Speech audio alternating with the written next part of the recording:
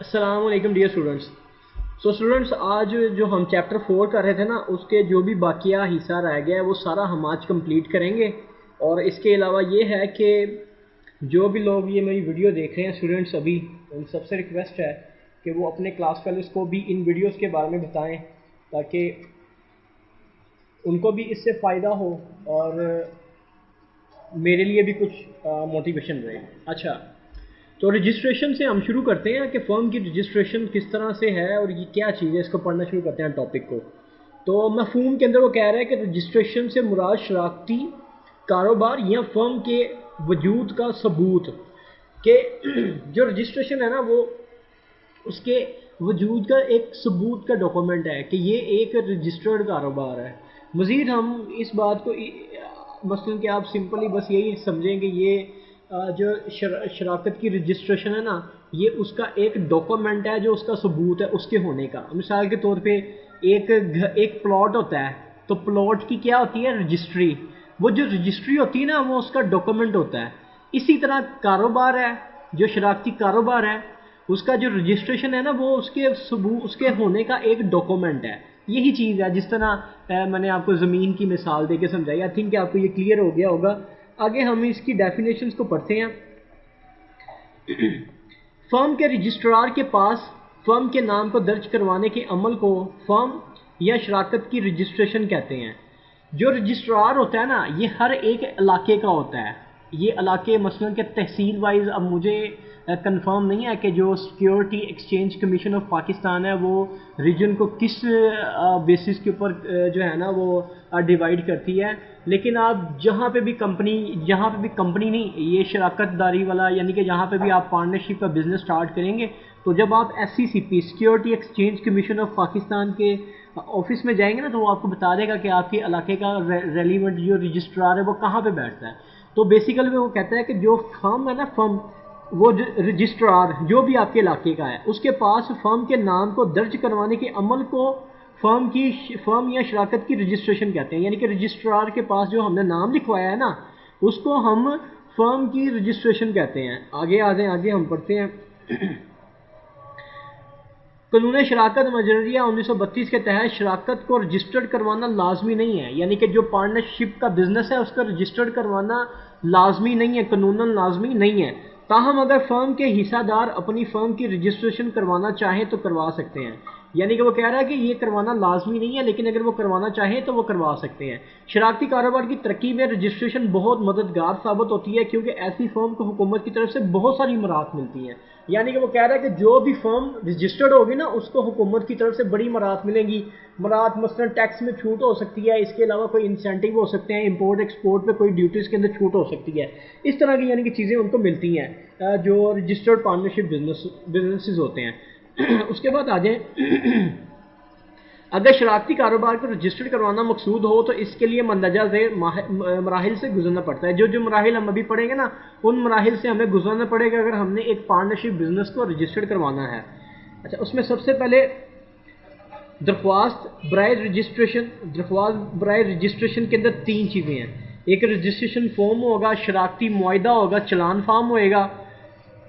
اس کے بعد یعنی کہ اس کام کے بعد پھر رجسٹرار جو ہے وہ جانچ پڑتال کرے گا کہ یہ جو ڈاکومنٹ مجھے ملے ہیں, رجسٹریشن فارم ملا ہے, شراکتی معاہدہ ملا ہے, چلان فارم, یہ ساری چیزیں جو مجھے ملی ہیں کیا یہ ساری ٹھیک ہیں. اگر تو جانچ پڑتال اوکے ہوتی ہے تو وہ فرم کو رجسٹریشن سرٹیفکیٹ مہیا کر دے گی کہ یہ پارٹنرشپ جو ہے نا وہ رجسٹرڈ ہو گئی ہے. یہ پروسیس ہے, اس کو ہم پڑھنا شروع کریں گے. سب سے پہلے ہم یہاں سے سٹارٹ کریں گے اور پھر اس کے بعد اس کی جو یہ والی ٹائپس ہیں یہ پڑھیں گے, ان کے بعد اس کے بعد یہ ہے اور پھر یہ ہے. تو آئیے اس کو پڑھنا شروع کرتے ہیں. درخواست برائے رجسٹریشن.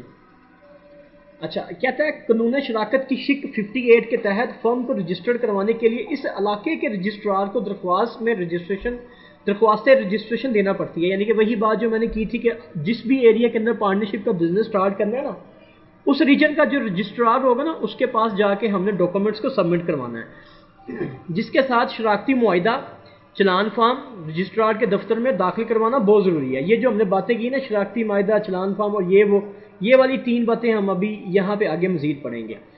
اس کے اچھا, رجسٹریشن فارم یعنی کہ یہ رجسٹریشن فارم اب ہم پڑھنے لگیں گے. یہ رجسٹریشن فارم کیا ہے؟ رجسٹریشن فارم کے اندر فرم کو رجسٹرڈ کروانے کی غرض سے اس کے علاقے کے رجسٹرار کو جو جہاں فرم اپنا کاروبار کرنا چاہتی ہو یا کر رہی ہو مقررہ فیس کے ساتھ فارم پر کرنے کے بعد درخواست دی جا سکتی ہے. یعنی فارم کمپلیٹ کرنے کے بعد اس فارم پر تمام حصہ داروں کے دستخط ہوتے ہیں اور مندرجہ ذیل معلومات دی جاتی ہیں. مندرجہ ذیل معلومات کے اندر آ جاتا ہے فرم کا نام کیا ہے, فرم کا صدر دفتر یعنی کہ فرم کا ہیڈ آفس مین آفس کہاں پہ ہوگا, سب آفس کہاں پہ ہوگا, شرکاء کے یعنی کہ جو پارٹنرز ہیں ان کے کیا نام ہیں, شرکاء کے جو مستقل ایڈریسز ہیں وہ کیا ہیں, کاروبار میں شرکت کی تاریخ کہ کاروبار کب سٹارٹ ہوا ہے, کاروبار کی نوعیت کیا ہے. نوعیت کا مطلب ہوتا ہے کہ nature of business. Nature of business کا مطلب ہوتا ہے کہ کاروبار کیا بناتا ہے, کرسیاں بناتا ہے, میز بناتا ہے, دوائیاں بناتا ہے یا کیا بنائے گا, وہ اس کی نیچر ہوتی ہے. کاروبار کی مدت کہ یہ کاروبار کتنی دیر کے لیے شروع کیا جا رہا ہے, جو وہ ہم نے پڑھا تھا کہ جو ہے نا وہ کچھ کاروبار ہوتے ہیں وہ ایک خاص مقصد کے لیے شروع کیے جاتے ہیں اور ان کو ختم کر دیا جاتا ہے. کچھ کاروبار ایسے ہوتے ہیں جن کو خاص ٹائم کے لیے شروع کیا جاتا ہے. اس طرح کے جو وہ ہم نے پڑھے تھے اس میں سے وہ بتائیں گے کاروبار کی مدت کیا ہے, کس مدت کا یہ کاروبار ہے. اس کے بعد شراکتی معاہدہ. شراکتی معاہدہ آپ کو پتہ ہے شراکتی معاہدہ ہم نے پڑھا تھا کمپلیٹ. تو جو بھی شراکتی معاہدہ اس پارٹنرشپ بزنس کا ہوگا وہ بھی اس کے ساتھ لگے گا. یعنی کہ جو درخواست وہ دے رہا ہے درخواست کے ساتھ ایک تو رجسٹریشن فارم ہے, رجسٹریشن فارم کے بعد شراکتی معاہدہ. رجسٹریشن فارم یہ آپ نے پڑھ تو لیا کہ رجسٹریشن فارم میں کیا کیا چیزیں ہیں. رجسٹریشن فارم یہ انہوں نے دیا بھی ہوا ہے, یہ دیکھیں یہ رجسٹریشن فارم انہوں نے دیا ہوا ہے. اس کے اندر وہی ساری باتیں ہیں فل کرنی ہیں جو باتیں یہاں پہ لکھی ہوئی ہیں, یہ والی ساری باتیں. ٹھیک ہے, یہ رجسٹریشن فارم کر لیا. شراکتی معاہدہ وہ ہے معاہدہ ہے جس کے اندر انہوں نے پورے کاروبار کا لکھا ہے کہ کاروبار کے اونرز کون کون ہیں, کاروبار میں کس کس کا کیا رول ہے, کسی کو سیلری ملے گی کہ نہیں ملے گی, کس کا کتنا پروفٹ ہے, کس کو کتنا لاس ملے گا, کس کی ذمہ داری محدود ذمہ داری ہے, کس کی غیر محدود. محدود اور غیر محدود آپ کو یاد ہوئے گا کہ جو ہم نے محدود اور غیر محدود ذمہ داری پڑھی تھی, وہ اس طرح کی ساری باتیں شراکتی معاہدے کے اندر لکھی جاتی ہیں. اس کے بعد جو چلان فارم ہوتا ہے نا وہ ایک پرچی ہوتی ہے جس کے اوپر فیس لکھی ہوتی ہے, اور وہ فیس پارٹنرشپ کو رجسٹر کروانے کی فیس ہوئے گی جو کسی بینک کے اندر وہ پے کر دیں گے اور اس کی سلپ ساتھ لگا دیں گے. یعنی کہ یہ تین باتیں درخواست دینے کے لیے یہ تین چیزیں ہم نے دیکھ لی کہ رجسٹریشن فارم بھی ہم نے دیکھ لیا ہے, شراکتی معاہدہ بھی دیکھ لیا اور چلان فارم بھی دیکھ لیا ہے.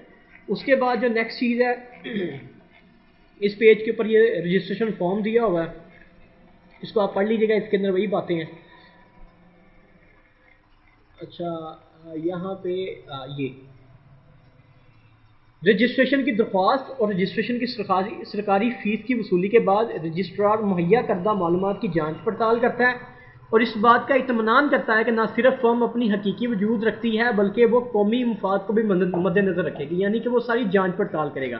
جانچ پڑتال کے بعد اگر تو وہ مطمئن ہو جاتا ہے تو وہ پھر ان کو رجسٹریشن کا سرٹیفکیٹ جو پارٹنرشپ بزنس ہے نا اس کو مہیا کر دے گا. یہ سیکشن 59 میں یہ بات لکھی ہوئی ہے. تو یہ تو ہمارا ٹاپک کمپلیٹ ہو گیا. اس کے بعد ہے فرم کی رجسٹریشن کے فوائد, کہ اگر ہم فرم کو رجسٹر کروا رہے ہیں تو ہمیں اس کے کس طرح کے ہمیں اس سے فائدے ملیں گے. اب فائدے جو ہیں رجسٹریشن کو فائدے کروانے کے وہ تین طرح کے فائدے ہیں. ایک فائدہ وہ ہے جو فرم کو ملے گا, یعنی کہ جو پارٹنرشپ فرم ہے اس کو کیا فائدہ ملے گا, فرم کے لیے کیا فائدہ ہے, حصہ داروں کے لیے کیا فائدہ ہے, اور متفرق فائدے. متفرق فائدے کا مطلب کہ ان دونوں کے علاوہ دیگر فائدے کیا ہیں. تو یہ فائدے ہیں. سب سے پہلے جو فائدے ہیں وہ ہے فرم کے فائدے, کہ فرم کو کیا فائدے ملیں گے, جو پارٹنرشپ بزنس ہے اس کو کیا فائدے ملیں گے. اس میں سب سے پہلے ہے قانونی تحفظ. اچھا جی, حکومت رجسٹرڈ فرموں کو کاروباری لین دین اور اشیاء کی پیدائش میں مکمل تحفظ فراہم کرتی ہے. اشیاء کو یعنی کہ بیچنے کے لیے بھی اور اشیاء کو پیدا کرنے کے لیے بھی مکمل تعاون فراہم کرتی ہے. مثلا کہ بجلی کے بلوں میں کوئی چھوٹ دیتی ہے یا اس طرح کی چیزوں میں کوئی چیز چھوٹ دیتی ہے, را مٹیریل منگوانے میں کوئی نہ کوئی ٹیکسز میں چھوٹ دیتی ہے, تو یہ ان کو تھوڑا سا بینیفٹ دیتی ہے گورنمنٹ. اور اگر دوسرا کاروبار یا ادارہ فرم کی نقل مال تیار کرے تو ان اداروں اور فرموں کے خلاف قانونی کارروائی کی چارج بھی کی جا سکتی ہے. یہ یعنی کہ وہ تحفظ ہیں جو فرم کو ملتے ہیں. اس کے بعد قانونی چارہ جوئی. رجسٹرڈ فرم کا ایک فائدہ یہ بھی ہے کہ وہ رجسٹرڈ ہونے کے بعد اپنے حقوق کے تحفظ کے لیے کسی شخص یا ادارے کے خلاف قانونی کارروائی بھی کر سکتی ہے, یہ بھی اس کو تحفظ مل گیا. اس کے بعد ٹریڈ مارک میں آ جائے گا کہ جو ایک رجسٹرڈ پارٹنرشپ بزنس ہے نا اس کی جو بھی پروڈکٹس ہیں وہ کوئی دوسرا ادارہ یا کوئی دوسری فرم بنا نہیں سکتی, کیونکہ وہ ان کی رجسٹرڈ پروڈکٹ ہے، اور اگر کوئی بھی اس کی نقل تیار کرے گا تو حکومت بھی ان کا ساتھ دے گی، اور ان کے خلاف جو بھی اس کے اندر چیزیں کرتے ہیں نا ان کے خلاف کریک ڈاؤن کرے گی، گورنمنٹ بھی ان کا پورا یعنی کہ ساتھ دے گی۔ یہ وہ چیزیں ہیں جو یعنی کہ فرم کو تحفظ مل رہے ہیں رجسٹرڈ ہونے کی وجہ سے۔ اس کے بعد حصہ داروں کو کیا، جو پارٹنرز ہیں ان کو کیا فائدہ ہوئے گا؟ شراکتی امور سے انحراف۔ جب پارٹنرشپ رجسٹرڈ ہوئی ہے نا، اس کے اندر ایک شراکتی معاہدہ لگا تھا، اس شراکتی معاہدے کے اندر تمام باتیں لکھ دی گئی تھی تحریر کے اندر، لہذا کوئی بھی جو پارٹنر ہے نا وہ کسی طرح کی چیز سے کمپنی کی جو کمپنی کا ورڈ میرے منہ سے کیوں نکلتا ہے بار بار، یہ کمپنی نہیں، یہ پارٹنرشپ ہے، تو پارٹنرشپ کے اندر جو بھی چیزیں ڈیسائیڈ ہوئی تھی نا، کوئی بھی حصے دار اس سے انحراف نہیں کر سکتا، کسی بھی تعلق سے لا تعلقی نہیں کر سکتا، یہ حصے دار کو یعنی کہ فائدہ مل جائے گا۔ یہ کہ کوئی دوسرا جو حصے دار ہے نا وہ کسی بھی چیز سے بھاگ نہیں سکتا کہ پہلے وہ کہے کہ جی 50-50 ہے ہونا ہے، اور بعد میں وہ یہ نہیں کہہ سکتا کہ میں 75%، کوئی دوسرا بندہ یہ نہیں کہہ سکتا کہ میں 75% پروفٹ لوں گا اور باقی 25% لیں گے، اس لیے نہیں کہہ سکتے کہ وہ چیزیں پہلے سے لکھ دی گئی ہیں اور وہ رجسٹرار کے پاس ہے، تو ایک بندہ جو ہے وہ اپنی منمانی نہیں کر سکتا، وہ دوسرا بندہ رجسٹرار کے پاس جا کے اس کے خلاف قانونی کارروائی بھی کر سکتا ہے۔ اس کے بعد آ جائیں حقوق کا تحفظ۔ حقوق کے تحفظ میں رجسٹرڈ فرم کے حصہ داروں کو اپنے حقوق کا قانونی تحفظ ہوتا ہے، کیونکہ اگر کوئی بھی ایک بندہ کسی دوسرے کا حقوق ماننے کی کوشش کرے گا نا، دوسرا بندہ رجسٹرار کے پاس چلا جائے گا اور اس کے خلاف قانونی کارروائی بھی کر سکتا ہے۔ اس کے بعد جھگڑوں کا تصفیہ۔ تصفیہ کا مطلب جو میں نے سرچ کیا تھا وہ یہ ہوتا ہے ایک منصف، انصاف کرنے والا، تو جھگڑوں کا انصاف کرنے والا جو ہے وہ شراکتی معاہدہ ہے، یعنی کہ جو رجسٹریشن کا ایک بنیادی دستاویز ہے نا وہ ایک خود ہی منصف ہے، جو کل کو اگر کوئی بھی جھگڑا ہوتا ہے نا تو ان کے درمیان میں یعنی کہ سلوشن دے سکتا ہے، کیونکہ اس میں ساری باتیں لکھی ہوئی ہیں۔ اگر کوئی بندہ کہ کل کو کسی بات سے پھرے تو وہ کیا کریں گے، وہ جو بھی وہاں پہ شراکت کے اندر شراکتی معاہدے میں باتیں لکھی ہیں وہ لا کے اس کو دکھا دے گا کہ یہ دیکھیں یہاں پہ یہی باتیں لکھی ہوئی ہیں، تو آپ ان کسی بھی بات سے انحراف نہیں کر سکتے۔ اس کے بعد جو نیکسٹ چیز ہے وہ ہے جائیداد کی حفاظت۔ جائیداد کی حفاظت کا مطلب یہ ہے کہ اگر کوئی بندہ فوت ہو جاتا ہے، حصے دار یا کوئی جو حصے دار ہے وہ پاگل ہو جاتا ہے، تو جو اس کے گھر والے ہوئیں گے نا وہ رجسٹرار کے پاس جائیں گے اور اس کو جا کے کہیں گے کہ ہمارے والد صاحب تھے یا ہمارے یہ تھے وہ فوت ہو گئے ہیں یا وہ پاگل ہو گئے ہیں، تو لہٰذا اب وہ کاروبار کو جو ہے نا ان کو کاروبار سے علیحدہ کر دیا جائے، وہ اپنے حصے کے پیسے لے کے تو وہ علیحدہ ہو جائیں گے۔ جبکہ اگر کوئی فرم رجسٹرڈ نہ ہو نا تو یہ ہوتا ہے کہ کل کو اگر جو شراکتی کاروبار ہے وہ اگر ڈوب جائے تو جو بندہ فوت ہو جاتا ہے، جو بندہ مر جاتا ہے یا جو بندہ علیحدہ ہو جاتا ہے نا، اس کے کھاتے میں بھی وہ جو ہے نا وہ نقصان ڈال دیتے ہیں کہ یہ ہم نے پیسے دینے ہیں تو یہ جو بندہ چھوڑ کے گیا یہ بھی دے۔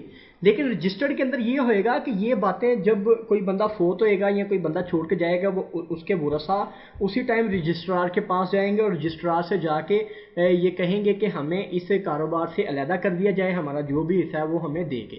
تو رجسٹرڈ کے اندر یہ فائدہ ہوتا ہے کہ اس کی جو ہے نا جو بندہ فوت ہو جائے یا مر جائے اس کی جائیداد جو ہے نا وہ محفوظ رہتی ہے اور اس کی جائیداد کل کے کسی فیوچر کے کسی نقصان کے اندر جاتی نہیں ہے۔ قرض خواہوں کا تحفظ۔ قرض خواہوں کے تحفظ سے مراد یہ ہے کہ جو رجسٹرڈ پارٹنرشپ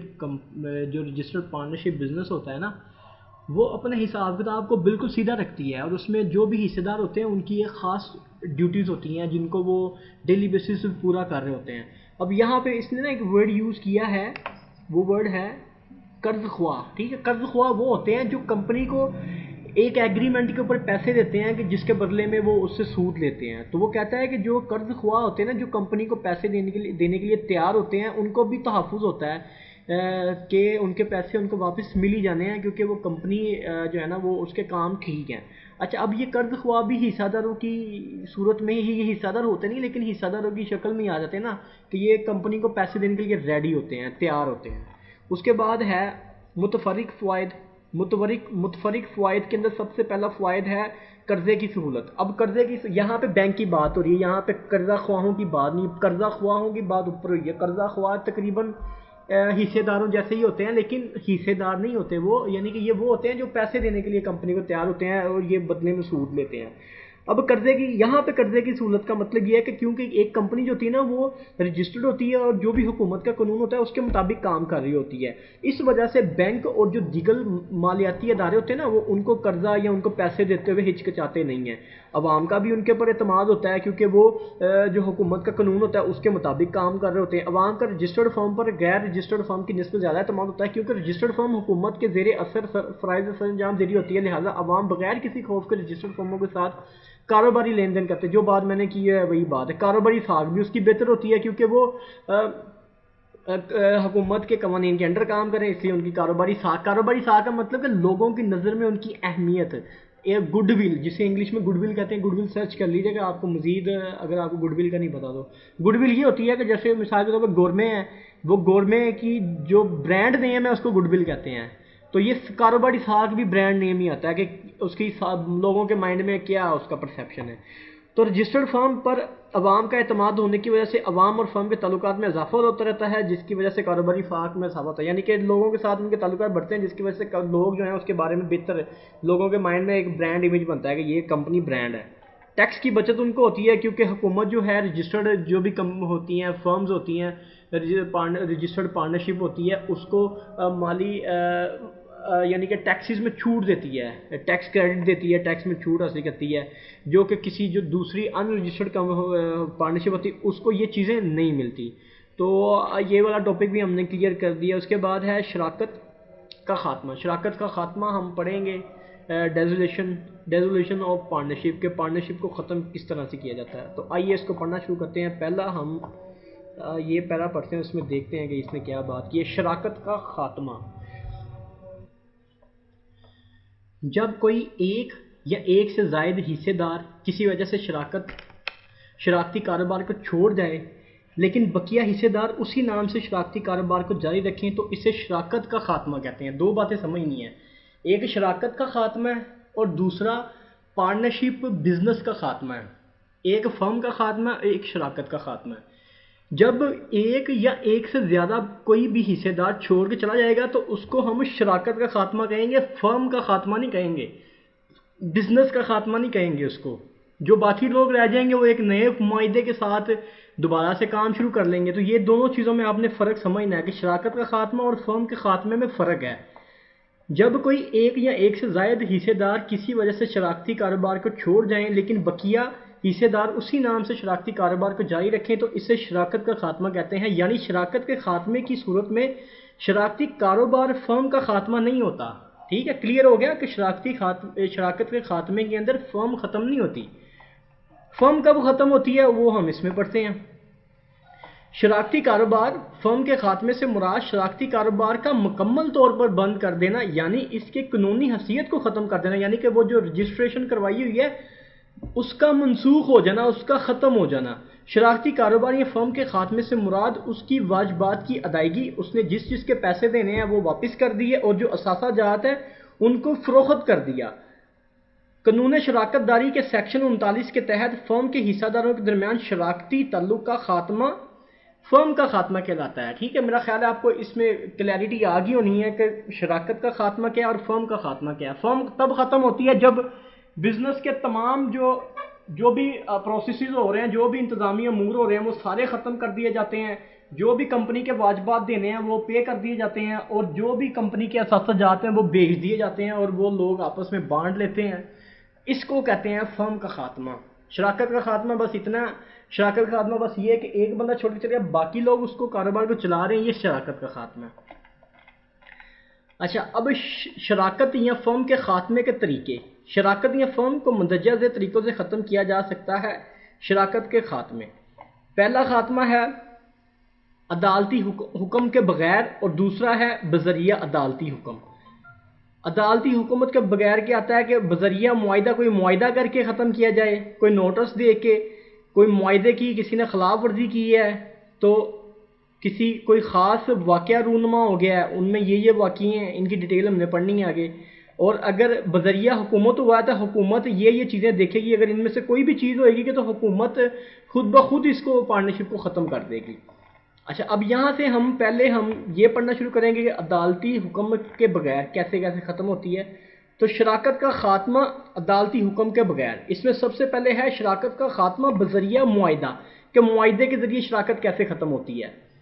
سب سے پہلے شراکت کا خاتمہ بذریعہ معاہدہ، شراکت کا خاتمہ برائے بذریعہ معاہدہ شراکت داری کے قانون 1932 کے تحت سیکشن 40 کے مطابق اگر جو حصے دار ہیں وہ آپس میں مل جائیں اور مل بیٹھ کے یہ ڈیسیژن کریں کہ ہم یہ شراکت داری کو ختم کر رہے ہیں، اور اس کا جو ختم کرنے کا طریقہ ہوگا نا، وہ جو انہوں نے شراکتی معاہدہ دیا ہوگا اس کے اندر لکھا ہوگا کہ یہ جو ہم کاروبار کریں اس کو ہم نے ختم کیسے کرنا ہے۔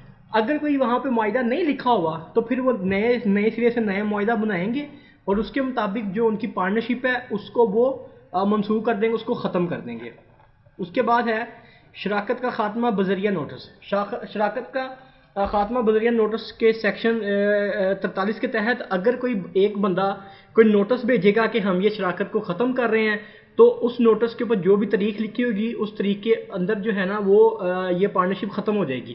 اگر اس کی کوئی بھی ڈیٹ مینشن نہیں ہوئے گی تو جس ڈیٹ کو وہ ایشو ہوگا وہی ڈیٹ کنسیڈر کی جائے گی کہ اس ڈیٹ کو یہ پارٹنرشپ ختم ہو جائے گی۔ تو یہ بذریعہ نوٹس ہے۔ اس کے بعد ہے شراکتی معاہدے کی خلاف ورزی، اگر کوئی بھی حصے دار شراکتی معاہدے کی کوئی بھی خلاف ورزی کرتا ہے تو باقی لوگ جو ہیں وہ عدالت میں جائیں گے، اس کے خلاف کارروائی کریں گے اور جو شراکتی معاہدہ ہوگا، جو شراکت ہوئے گی وہ ختم ہو جائے گی۔ اس کے بعد آ جائیں جی آگے، وہ کہتا ہے کہ شراکت کا خاتمہ خاص واقعے کے رونما ہونے پر، کہ کوئی اگر خاص واقعہ رونما آتا ہے تو اس کے اوپر بھی جو شراکت ہے وہ ختم ہو جائے گی۔ اور یہاں پہ جو اس نے سیکشن بتایا وہ 42 اور 41 بتایا، یہ سیکشن اگر آپ یاد کریں گے تو آپ کے لیے بہتر رہیں گے کیونکہ ان کی ملٹیپل چوائسیز آ سکتی ہیں۔ سب سے پہلے ہے حصے دار کا دیوالیہ ہونا، اگر کوئی ایک بندہ دیوالیہ ہو جاتا ہے یعنی کہ وہ بالکل تباہ و برباد ہو جاتا ہے، اس کے پیسے ختم ہو جاتے ہیں، اس کے پاس اب کوئی پیسے نہیں ہے، فیوچر میں وہ کسی طرح کی کوئی کمپنی کے پارٹنرشپ بزنس کے اندر کسی طرح کی کوئی انویسٹمنٹ نہیں کر سکتا، تو اس صورت میں جو باقی لوگ ہوتے ہیں وہ اس شراکت کو ختم کر دیتے ہیں۔ غیر قانونی کاروبار، اگر کوئی کاروبار جو ہے وہ یعنی کہ پہلے وہ لیگل تھا بعد میں لیگل ہو گیا یا ہے لیگل، تو جو حصے دار ہیں وہ اس کاروبار کو ختم کر دیں گے، یعنی کہ جو شراکت ہوئے گی وہ ختم ہو جائے گی۔ حصے دار کی موت، اگر کوئی ایک حصے دار مر جاتا ہے، فوت ہو جاتا ہے، تو پھر بھی جو شراکت ہے وہ ختم ہو جائے گی۔ کام کی تکمیل، اگر کوئی کاروبار کسی خاص کام کی تکمیل کے لیے شروع کیا تھا، مثال کے طور پہ اس کی ایک مثال دیتا ہوں، ایک ڈیم بن رہا ہے، تو وہ ڈیم جس دن بنے گا نا اس دن وہ جو بھی کام شروع ہے وہ ختم ہو جائے گا، ٹھیک ہے۔ اسی طرح کوئی بزنس ہوتا ہے وہ کسی ایک خاص مقصد کے لیے بن سکتا ہے کہ یہ مقصد جب پورا ہوئے گا تو ہم اس کاروبار کو ختم کر دیں گے۔ تو اگر کوئی پروجیکٹ کے لیے کام شروع کیا گیا تھا کہ یہ پروجیکٹ ہے، اس پروجیکٹ کے لیے ہم ایک بزنس بنا کے کام کر رہے ہیں، پارٹنرشپ والا بزنس بنا کے، تو جیسے وہ پروجیکٹ پورا ہوا تو وہ جو شراکت ہے وہ بھی ختم ہو جائے گی۔ مقررہ مدت کا گزر جانا، مقررہ مدت کا گزر جانے کا مطلب یہ ہے کہ ایک پارٹنرشپ بزنس سٹارٹ کیا تھا کہ یہ اس 2022 تک کے 2022 کی جنوری تک چلے گا، جیسے 2022 کی جنوری گزرے گی وہ خود بخود ہی کاروبار ختم ہو جائے گا۔ حصے دار کی ریٹائرمنٹ، اگر ایک پارٹنر جو ہے وہ ریٹائر ہو جاتا ہے تو اس ٹائم بھی شراکت جو ہے وہ ختم ہو جائے گی۔ دشمن ملک سے کاروبار، فرض کریں کہ پاکستان میں ایک شخص تھا، وہ انڈیا میں ایک شخص کے ساتھ پارٹنرشپ کے اوپر کاروبار کر رہا تھا، اب گورنمنٹ نے جو ہے وہ حکومت پاکستان نے یا حکومت انڈیا جو ہے اس نے کوئی ریسٹرکشن لگا دی ہے کہ یہاں کے بندے وہاں کے بندوں کے ساتھ کاروبار نہیں کر سکتے، تو وہ جو پارٹنرشپ ہوئے گی وہ خود بخود ہی ختم ہو جائے گی۔ اس کے بعد جو نیکسٹ چیز ہے وہ ہے شراکت کا خاتمہ بذریعہ عدالتی حکم۔ اس میں سب سے پہلی چیز ہے حصے دار کا توازن، ذہنی توازن کھو دینا۔ اس میں اس نے بات کی ہے کہ شراکتی کاروبار میں اگر کوئی ایک پارٹنر پاگل ہو گیا ہے تو جو باقی پارٹنر ہیں وہ حکومت جو بھی عدالت ہے اس سے ریکویسٹ کریں گے، جو عدالت ہوئے گی اس جو شراکت ہے اس کو ختم کر دے گی۔ نیکسٹ جو ہے وہ ہے حق تلفی۔ حق تلفی میں اگر کوئی ایک حصے دار دوسرے حصے دار کا حق مارتا ہے اور اس کے ثبوت ملتے ہیں تو عدالتی حکم کے مطابق جو ہے نا وہ شراکت ختم ہو جائے گی، جو عدالت ہے وہ اس کو ختم کروا دے گی۔ فرائض سے غفلت، اگر کوئی حصے دار اپنے فرائض ایمانداری سے سر انجام نہیں دیتا تو ثابت ہونے پر عدالت شراکت کو منسوخ کر دیتی ہے۔ اس کے بعد ہے بد اخلاقی میں ہے کہ اگر ایک حصے دار دوسرے حصے داروں کے ساتھ بد اخلاقی سے پیش آتا ہے تو باقی لوگ عدالت میں جائیں گے اور اس شراکت کو ختم کروا لیں گے۔ اس کے بعد ہے حقوق کی ناجائز منتقلی، اگر ایک حصے دار بنا پوچھے باقی لوگوں سے کسی دوسرے کو اپنے حقوق ٹرانسفر کر دیتا ہے، اپنا حصہ ٹرانسفر کر دیتا ہے، اور باقی لوگ جو ہیں وہ عدالت میں جا کے شراکت کو ختم کر دیں گے۔ نیکسٹ جو ہے وہ ہے اختیارات کا ناجائز استعمال۔ اگر کوئی حصے دار اپنے اختیارات کا ناجائز استعمال کرتا ہے تو دیگر شرکاء عدالتی حکم کے ذریعے کاروبار کو ختم کروا دیتے ہیں۔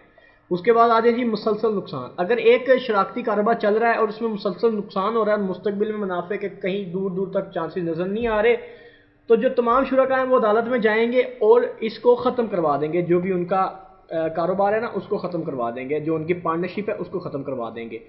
قانون شراکت کی خلاف ورزی۔ اگر شرکاء قانون شراکت کے مجری 1932 کی خلاف ورزی کریں یا کاروبار کی شراکتی قوانین کی شرائط کے مطابق نہ چلایا جائے تو درست معلومات آنے پر عدالت شراکتی کاروبار کو ختم کروا دیتی ہے۔ مثال کے طور پہ میں چھوٹی سی ایک مثال یہاں پہ آپ کو دے دیتا ہوں کہ جو شراکتی معاہدہ تھا اس میں لکھا گیا تھا کہ جو